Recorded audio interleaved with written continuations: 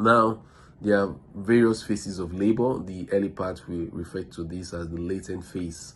It's latent in the sense that from there it can progress to active labor, or it can even reverse back to a state of no labor. So latent phase of labor has certain parameters for defining it.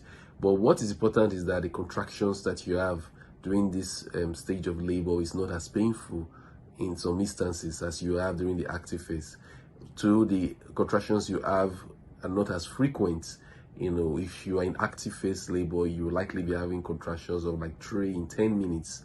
But if you're in latent phase, many times you have 1 in 10 contractions, 1 contraction in 10 minutes. But it's not sacrosanct. It can vary. You can even go to active phase labor even with contractions less than 3 in 10.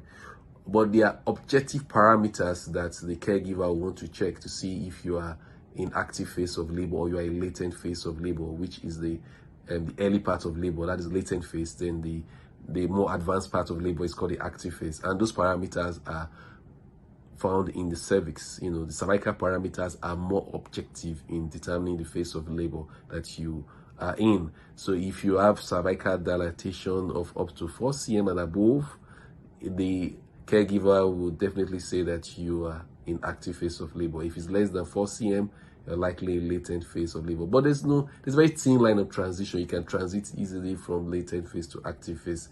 So the important thing is that you get to the labor ward early as soon as you start having contractions, so that the caregiver will be able to assess you objectively. Like I said earlier on, the number of contractions that you have